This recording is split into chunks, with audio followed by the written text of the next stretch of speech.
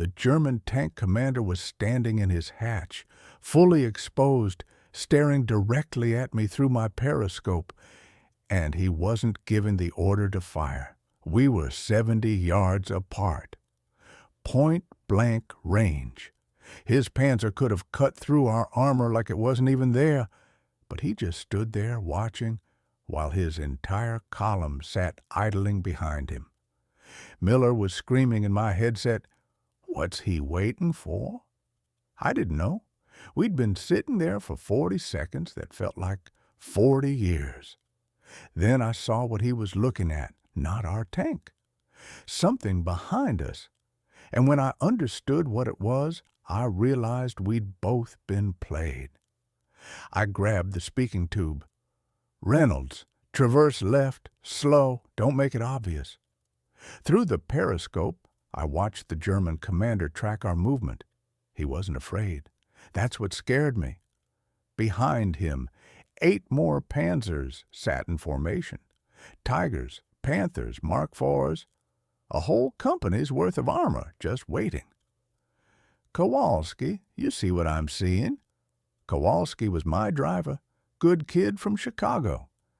"I see 9 tanks that could kill us 9 different ways, Sarge." "They're not shooting. Why aren't they shooting?" Miller was on the bow gun. "Maybe they're out of ammo." "They're not out of ammo," I said. Then I saw it. Behind us, 200 yards back through the trees. Movement, American infantry. Fox Company. The boys we'd been sent to screen for. Pulling back to the next ridge, completely exposed, no idea there were 9 German tanks 70 yards from my position. The German commander saw them too. That's what he'd been waiting for, not interested in one Sherman, waiting for the infantry to get closer, to walk into the kill zone. "We're bait," Reynolds said. I'm 97 years old now. That was January 1945, 80 years ago this month, in a forest outside Schmidt, Germany. The Hürtgen Forest. 6 months of fighting that ate whole divisions and disappeared into footnotes.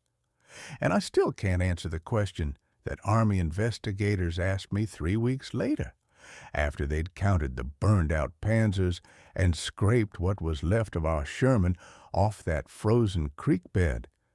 How did 5 men in a crippled tank with 3 rounds of ammunition stop 9 German tanks from overrunning an entire battalion? The official report called it tactical innovation under extreme duress. That's Army speak, for we have no idea what happened here. But I know. I was there, and I've never told anyone the real reason it worked. Not my wife, not my kids. Because the truth is, it shouldn't have worked. Every law of physics, every principle of armored warfare said we should have died in the first 30 seconds. So why didn't we? Hürtgen Forest, January 1945, the Death Factory. I was a tank commander with the 2nd Armored Division, hell on wheels. Our Sherman was supporting the 28th Infantry, who'd already lost 6,000 men in those woods. Shermans were fast, reliable, and burned like matches when 88s hit them. Ronsons, lights first time, every time. My crew had been together since France. We'd lost 2 tanks already. The Germans held every inch with artillery, minefields, bunkers. But the real nightmare was their armor.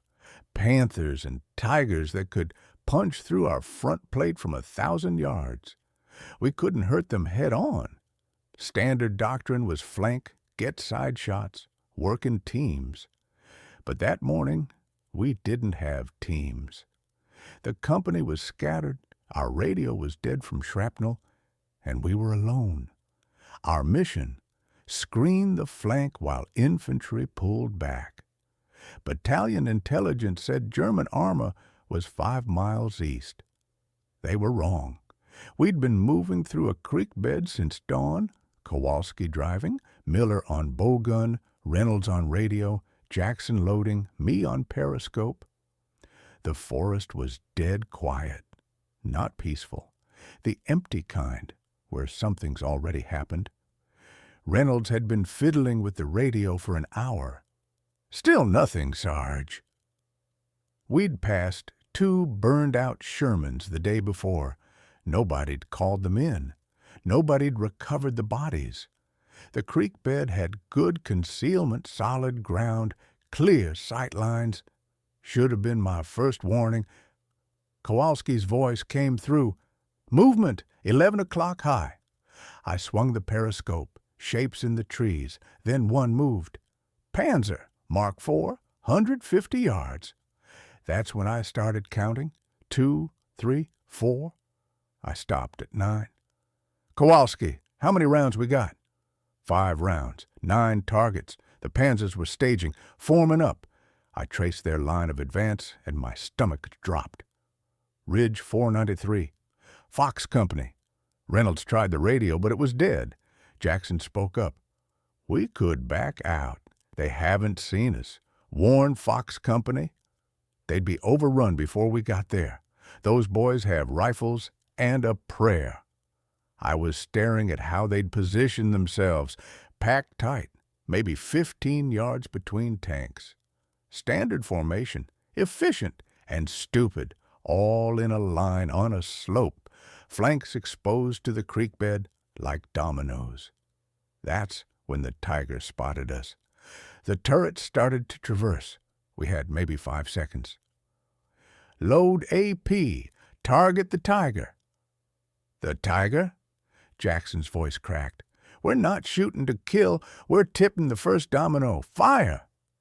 The AP round hit the turret face and did nothing. The Tiger sat there.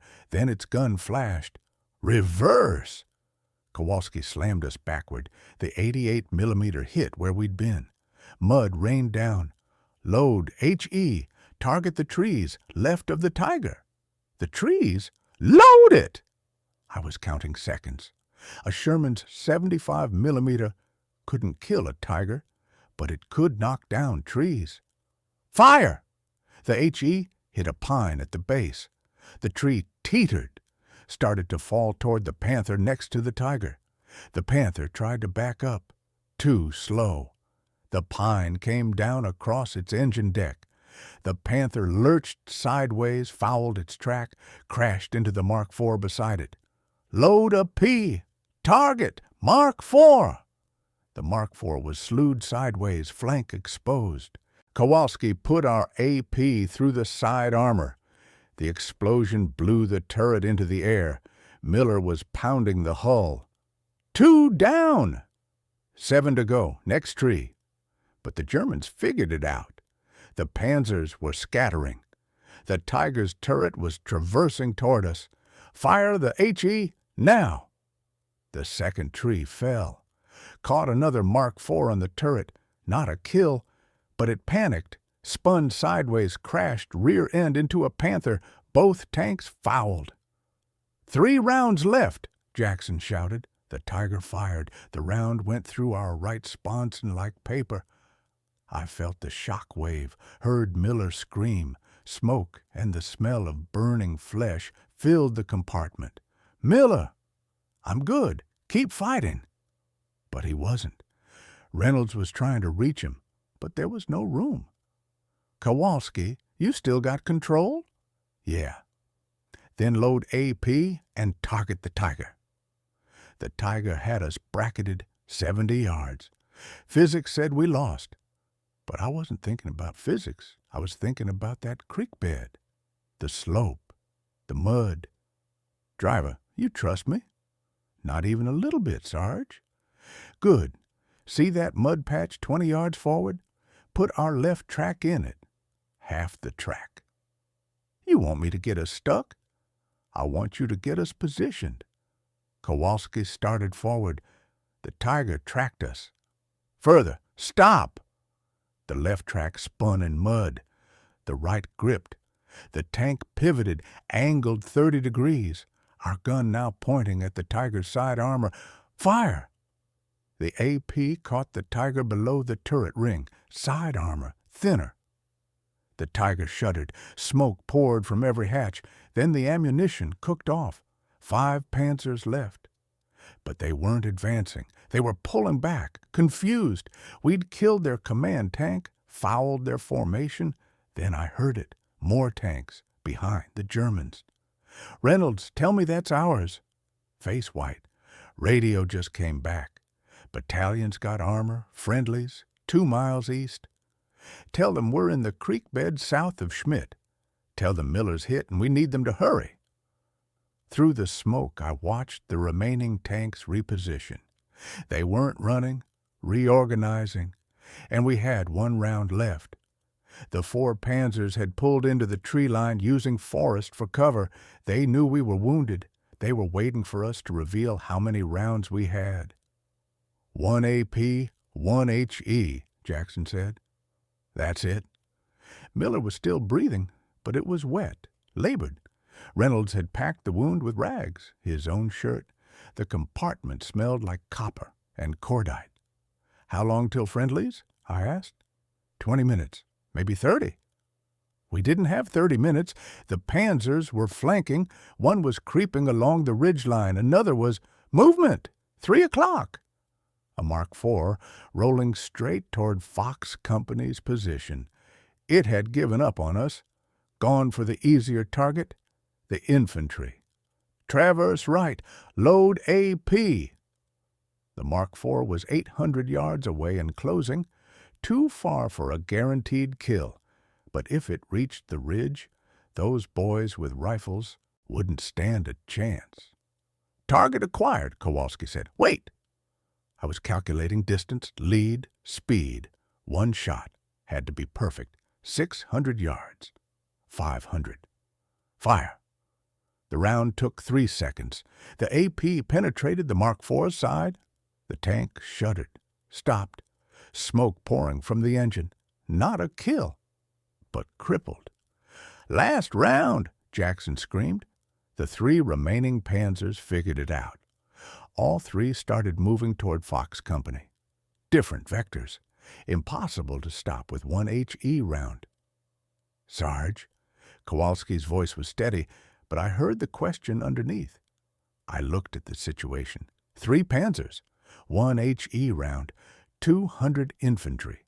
Friendly armor 20 minutes out. Math said we'd lost. Math said those infantry were dead.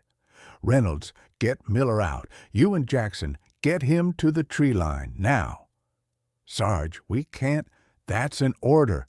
Kowalski and I will buy you time. Go!" Jackson popped the hatch. Reynolds started dragging Miller up. The kid grabbed my arm as he passed. "Make it count, Sarge." Then they were gone. Just me and Kowalski and 1 she round. "What's the play?" Kowalski asked. "You ever read about knights, medieval times? They'd challenge each other, 1-on-1, honor combat. This is a weird time for a history lesson. That's the only thing Panzers respect. Courage, facing them head on." I popped the commander's hatch, stood up in full view of all 3 Panzers. "Sarge, what are you—" "Drive forward, straight at the lead Panther, full speed." "That's suicide. It's theater. They think we're out of ammunition. But if we charge them like we're confident, they'll stop. They'll want to see what kind of crazy American charges 3 Panzers in a crippled Sherman. And if they don't stop, then we die brave. Drive." Kowalski put us in gear. We lurched forward, up the slope, straight at the Panthers. I stood in the hatch, fully exposed, 1 hand on the turret ring. The wind was freezing. I could see my breath. The lead Panther stopped. Then the second. The Panther commander was watching us, trying to figure out what kind of madness this was. "Closer," I said. "Sarge, closer!" We were 100 yards from the Panther. Its gun could tear us apart with a single round, but it wasn't firing. The commander was standing in his cupola now, just like that morning when this all started. Watching, waiting, trying to understand what we knew that he didn't. Load the HE. Target the ground beneath the Panther, right under the treads. The ground? It'll throw mud and debris, blind them. Give the infantry 60 seconds to reposition. That's all I'm asking.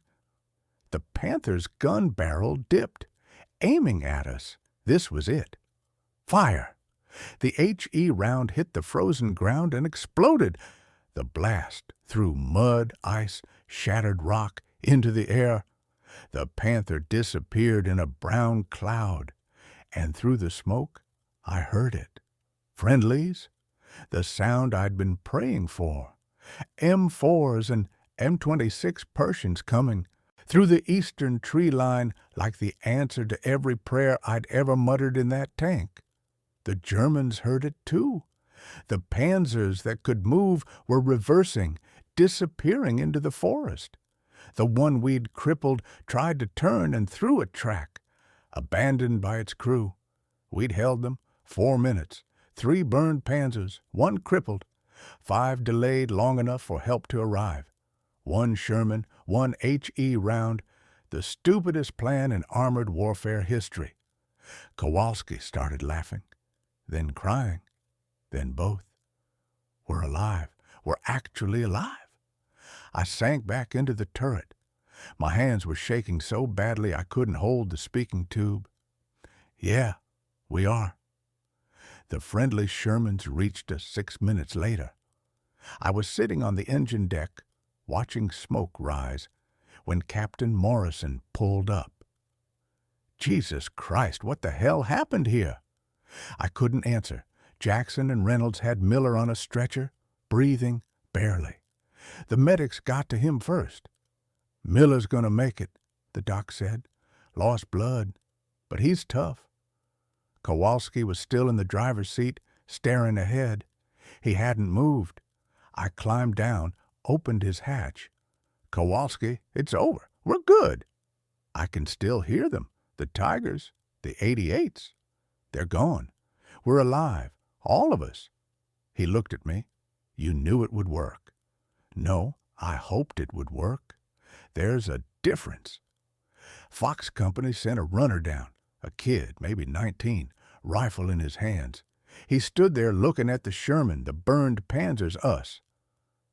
Sir, Captain wants you to know the whole company's still here, all of us, because of you. I nodded, couldn't speak. The kid saluted. We saluted back.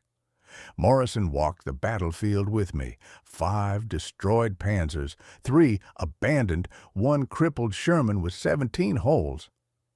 You're getting a medal for this, he said. Don't want one. Too bad. You charged 3 Panthers with 1 He round. That's either the bravest or stupidest thing I've ever heard. It was stupid, sir, just happened to work. Most brave things are stupid until they work. Then we call them heroic. I didn't feel heroic. I felt exhausted, grateful, and guilty as hell. They pulled us out 3 days later. Our Sherman was done. They scrapped it for parts. Miller lost his left arm below the elbow. Went home to Michigan in March. Last I heard, 40 years ago, he was running a hardware store, coaching Little League. Had 3 kids. His oldest became a teacher. Reynolds stayed in, made sergeant, then lieutenant, fought through to VE Day, came home to Kentucky, became a state trooper, died in 1987, heart attack at his granddaughter's wedding, 64 years old. Too young, but he got to see her marry, got to walk her down the aisle. Jackson took a sniper round 2 weeks after Schmidt. Killed instantly. 23 years old, had a girl back home named Dorothy. I wrote her a letter. Never got a reply. Don't blame her. Kowalski and I stayed together through the end. We were at the Elbe when we met the Russians. Got drunk on vodka that could strip paint. He went back to Chicago, worked construction, raised 5 kids. Died last year, 96 years old. I gave the eulogy. Told the story about Schmidt. His grandson asked if it was true. Every word, I said. Fox Company suffered 17 casualties in Hurtgen Forest. But on January 12, 1945, on Ridge 493, they had 0. 200 men who went home when the war ended, who became fathers, teachers, shopkeepers, farmers. I met one in 1987. Chance encounter at a VFW hall in Virginia. His name was Thomas Garrett, rifleman on that ridge. He told me he'd had 4 kids, 8 grandchildren, 2 great-grandchildren at that point. That's 14 people who exist because you bought us 60 seconds, he said. I didn't know what to say, but I've thought about it. 60 seconds. 5 men in a Sherman.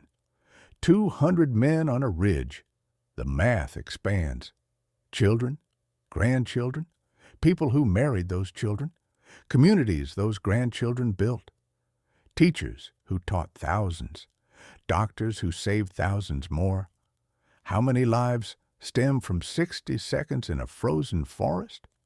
I don't know, but it's more than I can count. The Army gave me a Silver Star. It's in a box somewhere. I never look at it. What I do look at is the photo Kowalski sent me in 1967. His 5 kids lined up on a porch in Chicago, grinning. On the back he'd written, "These are your tank crew, Sarge. Different kind of crew, but still ours." I think about Jackson sometimes, what he'd have done with his life. The girl named Dorothy he never married. The kids he never raised. I think about that tiger 70 yards away and how its commander hesitated for a half-second before firing. I don't know why. Fear? Confusion? Maybe he saw something in us that made him pause. That pause bought us 3 seconds. 3 seconds bought us everything that came after. People ask what I learned from the war, what wisdom I gained. I don't have any. I was scared every day, made decisions that sometimes worked and sometimes got men killed. The only difference between a hero and a corpse is luck and timing. But I'll tell you this. I think about those 60 seconds every January. Every winter when the snow comes and the air smells like frozen pine. I'm 97 years old.